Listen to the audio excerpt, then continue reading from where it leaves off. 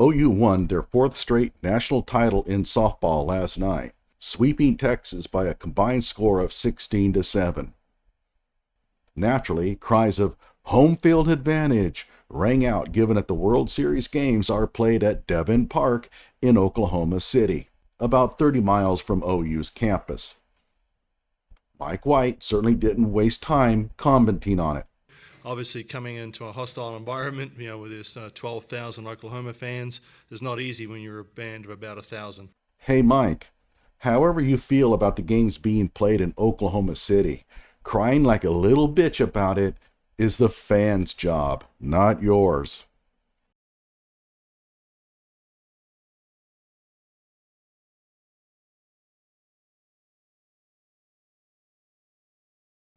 There are two questions that arise after every OU national title that I will attempt to answer.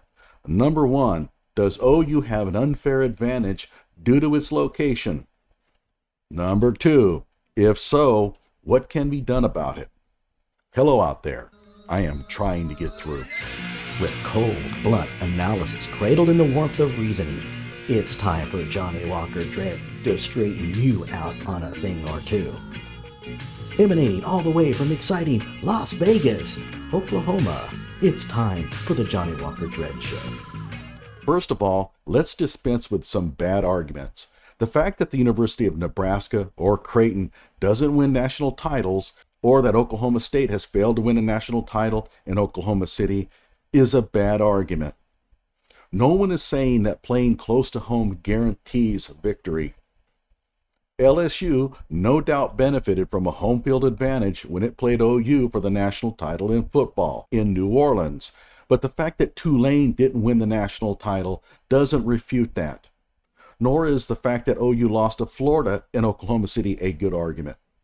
USC has benefited from decade after decade playing its major bowl game a short drive from its campus, but that doesn't mean that USC wins every time it plays there. So, does playing in Oklahoma City give OU an advantage? I don't doubt that it does. When you play in front of a friendly crowd, they can pump you up. Perhaps this will, on some occasions, help your team overcome early struggles. I don't doubt that such an effect sometimes occurs. You don't have to travel, and being in familiar territory perhaps helps the team perform. Does it make a tangible difference in outcomes? We'll answer that question shortly. What can be done about it? Until 2035, nothing. Oklahoma City is contracted to host the World Series until then. Besides its central location and relatively low-cost travel expenses, the National Softball Hall of Fame is located in Oklahoma City. Even without the contract, there is no other venue that has the size and commitment to undertake this responsibility. I mean, look at this place. This is a softball stadium. I think we can all agree that having one stadium, wherever it may be, host all of the World Series games is a major benefit to everyone involved. The next largest stadium is Love's Field in Norman. Want to play there? Even if you did, you'd be trying to cram the fan bases from 8 of the top softball teams into a single stadium. The size of Devon Park allows all of the fan bases to buy up tickets for the entire day, so you can watch multiple games for the price of a single ticket. And security no longer has to prowl the bleachers looking for fans who bought a ticket for an earlier game and want to stay inside the stadium. There is a reason why the national championship tournaments in college basketball are all played in the same arena. It's just easier and cheaper on everyone. Can the World Series be played at roving stadiums? Well, suppose that you're a Florida fan and you're playing in Cleveland. If Florida wins, the next game will be played in, say, Los Angeles. You have no guarantee that you're going to advance, so do you buy tickets and lodging in Los Angeles? With all the games played at one stadium, all you need to do is extend your hotel stay.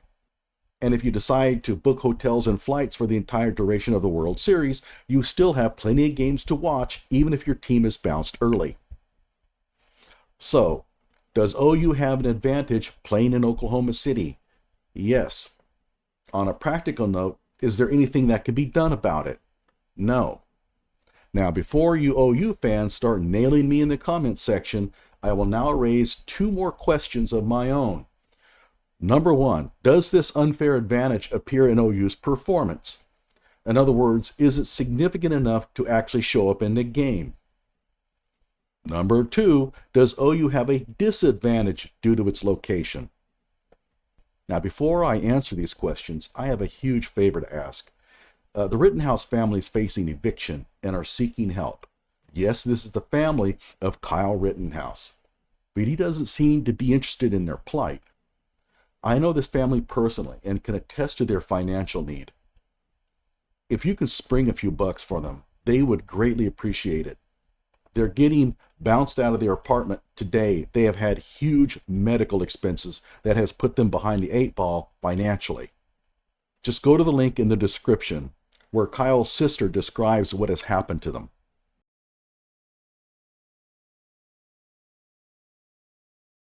Okay, back to softball. One way to determine if OU gains an unfair advantage is to examine its performance away versus home.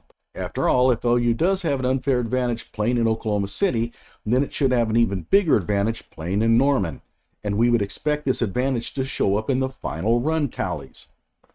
OU lost 6 regular games this year. Of those 6, OU lost 4 of them at home, with one of them to a mediocre BYU team. This doesn't mean that OU plays worse at home. There are always going to be statistical fluctuations.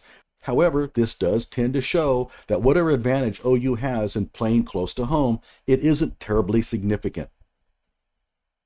My next question is, does OU have a disadvantage due to its location? And the answer is absolutely. To win in any sport, you gotta have the athletes. As it stands, the team that has the most massive unfair advantage is UCLA, located in probably the top softball recruiting ground of Southern California. Consider that Ella Parker, Kinsey Hansen, Tiara Jennings, and Alyssa Brito of OU's national title team are from this area. These are the 4 major sluggers on the team. Can you imagine having those players on UCLA's roster? The disadvantage of being located in a lightly populated rural state are massive. It is hard to convince a high schooler in Los Angeles to move 1,500 miles away to a prairie state they know little about. And the logistics of recruiting so far from campus are also a major detriment. When you have to fly in to meet players, you might be able to meet 1 or 2 per day for a few days. Then you gotta fly back home. The UCLA coach can simply line up any number of top prospects on any day of the week and go visit them one by one. I would venture to say that if Patty Gasso was UCLA's head coach, she would win so many national titles there would be cries to disband the team. This advantage extends to the University of Texas as well. The campus is located in Austin, a city of 1 million people, but it's a reasonable drive to San Antonio, which has a further 1.5 million people. And before you say that OU is close to Dallas, you should know that UT is also about the same distance from Dallas. The drive to Dallas is about the same as the drive to Houston. Whiny bitch Mike White has probably triple the number of prospects within a reasonable drive from his campus. The team that doesn't get much respect in this regard is Oklahoma State. I'm not an OSU fan, but I must give them props for fielding high-caliber teams when faced with major recruiting problems. Stillwater is located equidistant to Oklahoma City and Tulsa, but these are hardly metropolises. Unlike Norman, the town of Stillwater has little to offer college students. It has fewer shops, fewer attractions, and zero nightlife. Yet its teams often frequent the top 5 quite regularly. That's impressive. I hope this settles the argument. And once again, please help out the Rittenhouse family if you can. I would greatly appreciate it, and so would they. Like my video and subscribe to my channel.